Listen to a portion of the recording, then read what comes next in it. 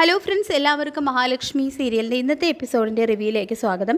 അങ്ങനെ മഹിയുടെ 7ാം മാസത്തെ ചടങ്ങുകൾക്കെല്ലാം തുടക്കമാവുന്നു. ദുർഗയ്ക്കും ഉണ്ണിക്കും കരുണയ്ക്കും അതെല്ലാം കണ്ട് അസൂയും ദേഷ്യമൊക്കെ വരുന്നുണ്ടെങ്കിലും വേറെ വഴിയില്ലാത്തതുകൊണ്ട് തന്നെ എല്ലാം കടിച്ചമർത്തി നിൽക്കുകയാണ് അവരവിടെ. ഇതിനിടയിൽ കുഞ്ഞുങ്ങളില്ലാത്തതിൻ്റെ പേരും പറഞ്ഞ് ദുർഗ ലേഖയെ കുത്തി പറയാൻ നോക്കുമ്പോൾ ദുർഗയ്ക്ക് മുഖത്തടിക്കുന്നത് പോലെ മറുപടി കൊടുത്തു വിടുന്നുണ്ട് കേട്ടോ ലേഖ.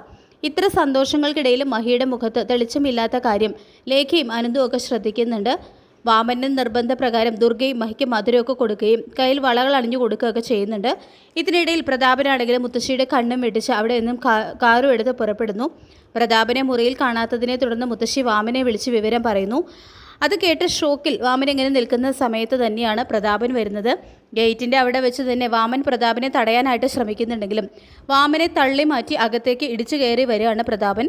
കണ്ണൻ മോനെ എന്ന് വിളിച്ചു വരുന്ന പ്രതാപനെ കണ്ട് മഹിയും മോഹിനിയും കരുണയും അനന്തവും ലേഖയെല്ലാം അക്ഷരാർത്ഥത്തിൽ ഞെട്ടി വിറയ്ക്കുന്നുണ്ട് കേട്ടോ. തുടർന്ന് എൻ്റെ ഉള്ളിൽ അടക്കി വെച്ചിരിക്കുന്ന ആ രഹസ്യം എനിക്ക് നിന്നോട് തുറന്നു പറയണം. ഞാനാണ് നിൻ്റെ അച്ഛനെ എന്ന് പ്രതാപൻ പറയാൻ തുടങ്ങുമ്പോൾ തന്നെ വാമൻ വന്ന് പ്രതാപനെ പിടിച്ച് പ്രതാപൻ്റെ വായ പൊത്തി അവിടെ നിന്നും കൊണ്ടുപോകുന്നുണ്ട്. ഇതേസമയം അനന്തവും പ്രതാപനെ അവിടെ നിന്നും കൊണ്ടുപോകാനായിട്ട് ശ്രമിക്കുന്നുണ്ട്. കരുണയും മഹിയും മോഹിനിയൊക്കെ ആകെ ഞെട്ടി വിറച്ചുകൊണ്ട് നിൽക്കുകയാണ്. അയാൾക്ക് എന്താ പറയാനുള്ളതെന്ന് വെച്ചാൽ പറഞ്ഞിട്ട് പോട്ടെ എന്ന് കണ്ണൻ പറയുന്നുണ്ടെങ്കിലും അച്ഛൻ ഭയങ്കര സമനില തെറ്റിയിരിക്കുകയാണ്. അച്ഛൻ പറയുന്നതൊന്നും കണ്ണേട്ടൻ കേൾക്കണ്ട എന്ന് കരുണയും മഹിയും ഒരുപോലെ കണ്ണനോട് പറയുന്നുണ്ട്.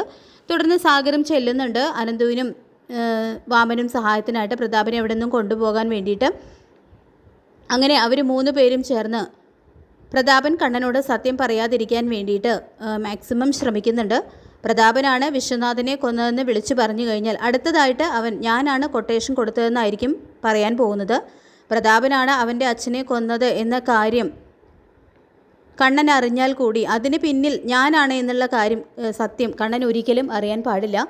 അതിന് പുതിയ എന്തെങ്കിലും നാടകം കളിക്കണം എന്ന് തന്നെ വാമൻ അങ്ങനെ ഒരു കാര്യം തീരുമാനിച്ച് ഉറപ്പിക്കുന്നുണ്ട്. തുടർന്ന് സാഗറും അനന്തവും വാമനും ചേർന്ന പ്രതാപനെ അവിടെയുള്ള ഒരു ഷെഡിലേക്ക് പിടിച്ചു വലിച്ചുകൊണ്ട് പോകുന്നുണ്ട്. ഇക്കാര്യം കണ്ണനോട് പറയണം, അല്ലാതെ വേറെ രക്ഷയില്ല. എന്നായാലും കണ്ണൻ ഇതറിയുമെന്ന് വാമൻ പറയും. ഇപ്പോൾ ഇതറിഞ്ഞില്ലെങ്കിൽ കണ്ണൻ പ്രതാപനെയും അന്വേഷിച്ച് വരും എന്നെല്ലാം വാമൻ പറയുമ്പോൾ കണ്ണൻ അറിഞ്ഞു കഴിഞ്ഞാൽ അതോടെ എല്ലാം തീർന്നും. പിന്നെ കണ്ണൻ്റെയും മഹിയുടെയും ദാമ്പത്യം പോലും അവരുടെ ദാമ്പത്യത്തെ പോലും അത് ബാധിക്കുമെന്നെല്ലാം അനന്ത് പറയുന്നുണ്ട് കേട്ടോ. എന്തായാലും കണ്ണൻ ഇത് അറിഞ്ഞേ പറ്റൂ എന്ന് തന്നെ വാമനും പറയുന്നുണ്ട്. ഇതേ സമയം കരുണയാണെങ്കിൽ മഹിക്ക് മധുരം കൊടുക്കാനായിട്ട് തുടങ്ങുകയാണ്. ഭയങ്കര ടെൻഷനോട് കൂടി തന്നെയാണ് അവർ നിൽക്കുന്നത്, മഹിയും കരുണയും മോഹിനിയൊക്കെ. ഇതേ സമയത്ത് തന്നെയാണ് തന്നെ തടഞ്ഞു വെച്ചിരിക്കുന്ന പ്രതാപനെയും സാഗറിനെയും അനന്തുവിനെയൊക്കെ തള്ളി മാറ്റിക്കൊണ്ട് പ്രതാപൻ ഇടിച്ചു കയറി അകത്തേക്ക് കയറി വരുന്നത്.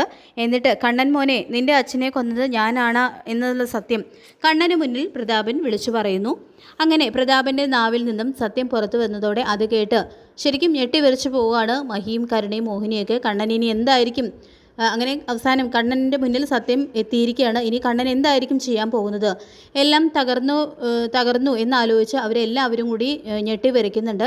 തുടർന്ന് എടാ കണ്ണ, നീ ഇതൊന്നും വിശ്വസിക്കരുത്, ഇയാളിത് തലയ്ക്ക് വെളിവില്ലാതെ ഓരോന്ന് വിളിച്ച് പറയുന്നതാണ്, ഈ ചടങ്ങ് അലങ്കോലമാക്കാനാണ് ഇയാളുടെ ഉദ്ദേശം എന്നെല്ലാം അനന്ത് പറയുമ്പോൾ ശരിയാ കണ്ണേട്ട എന്ന് മഹിയും കരുണയൊക്കെ പറയുന്നുണ്ട്.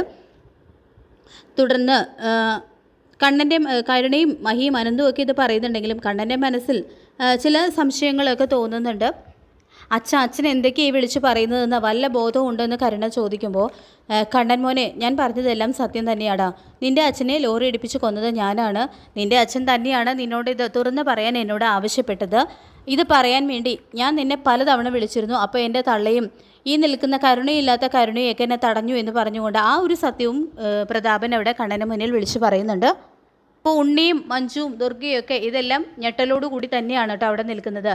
അപ്പോൾ ഇതായിരിക്കുമോ കരുണ അച്ഛനെ കാണണ്ട എന്ന് പറഞ്ഞ് എന്നെ തടഞ്ഞത് എന്നുള്ള കാര്യവും ഉണ്ണി ഇതേ സമയം ഓർക്കുന്നുണ്ട്. തുടർന്ന് കണ്ണന് പ്രതാപൻ സമനില തെറ്റി ഓരോന്ന് പറയുന്നതല്ല എന്നും അയാൾ പറയുന്നതിലെല്ലാം കഴമ്പുണ്ട് എന്നുള്ള കാര്യവും മനസ്സിലാകുന്നുണ്ട്. ലക്ഷ്മി മോൾക്കും ഈ നിൽക്കുന്ന മോഹിനിക്കും കരുണയ്ക്കും എല്ലാം ഈ സത്യങ്ങൾ അറിയാം. സംശയമുണ്ടെങ്കിൽ നീ അവരോട് ചോദിച്ചു നോക്കുക എന്നും പ്രതാപൻ പറയുന്നുണ്ട് കേട്ടോ.